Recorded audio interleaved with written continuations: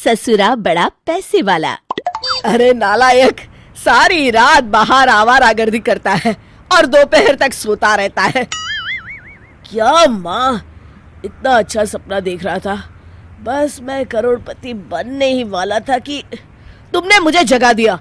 देख लेना, one day I will be a king. तू तो बस सपने में ही करोड़पति बन सकता है, असल जिंदगी में तेरे बस का कुछ नहीं है। मैं तो कहती हूँ कहीं छोटी मोटी नौकरी कर ले बेटा। अरे रुको रुको बहन, ये तुम क्या कह रही हो? अगर राजा काम करेगा तो प्रजा क्या करेगी है?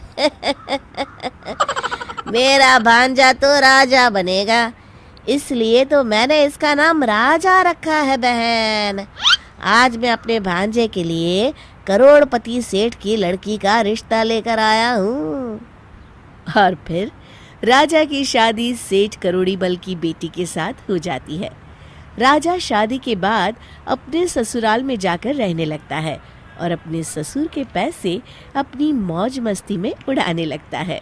फिर एक दिन, और दामाद जी, अब तुम्हें यहाँ रहते काफी दिन हो गए हैं, अब बधू को लेकर अपने घर चले जाओ बेटा। अरे ये क्या कह रहे हैं ससुर जी, मैं आपको छोड़कर कैसे जा सकता हूँ? अगर हम दोनों चले गए तो आपका ख्याल कौन रखेगा? नहीं नहीं नहीं नहीं नहीं, मैं आपको छोड़कर कहीं नहीं जाने वाला। वो सब तो ठीक है, लेकिन तुम इस तरह बेकार कब तक बैठे रहोगे बेटा? क्या कहा? बेकार? मैं आपको बेकार लगता हूँ?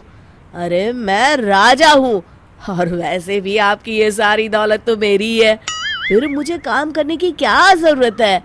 अभी आप जाइए, सपने में मुझे बहुत बड़े बड़े काम करने हैं।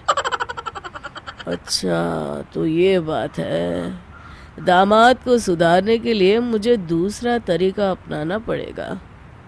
अगले दिन, अरे ओ रामू के बच्चे, कब से कॉफी मांग रहा हूँ, सुनाई नहीं देता क्या? दामाद जी, रामू और सारे नौकर तो छुट्टी पर चले गए हैं, ये कुछ पैसे रखो, शाम को बाजार से सब्जी ले आना। मैं तो इस घर का दामाद हूँ, मैं सब्जी कैसे ला सकता हूँ? क्यों, दामाद को भूख नहीं लगती क्या? वैसे भी अपना काम करने में कैसी शर्म भाई। मुझे देर हो रही है, चलता हूँ मैं। फिर शाम को राजा सब्जी के थैले हाथ में लिए बाजार से आ रहा होता है कि तभी उसके कुछ दोस्त उससे मिल जाते हैं। अरे देखो देखो, राजा साहब पधार रहे हैं। अरे क्या बात है राजा साहब, आप तो कहते थे कि one day I will be a king, one day I will be a king है। तुम तो बड़ी बड़ी बातें करते थे, लेकिन तुम अपने ससुराल में बावर्ची का काम कर रहे हो। नाम बड़े और दर्शन छोटे। राजा शर्मिंदा होकर वहां से चला जाता है। अगले दिन से करोड़ीमल राजा से घर के सभी काम करवाने लगते हैं। फिर एक दिन, वाह क्या शानदार पार्टी दी है करोड़ीमल जी ने। हाँ हाँ, तुमने सही कहा। तभी राजा हाथ में कोल्ड ड्रिंक के ग्लास लिए उनके सामने आता है। Excuse me. क्या बात है, ये नौकर तो अंग्रेजी भी बोलता है, बहुत पढ़ा लिखा दिखाई देता है। करोड़ीमल जी ने तो अपने यहाँ छोटे मोटे कामों के लिए भी पढ़ा लिखा नौकर रखा है। तभी एक आदमी कहता है, अरे ये कोई नौकर नहीं, बल्कि सेठ करोड़ीमल का निकम्मा दामाद है, जो यहाँ बैठा मुफ्त की रोटियां तोड़ते रहता है। राजा को ये बात बहुत बुरी लगती है और वो नाराज होकर वहां से चला जाता है।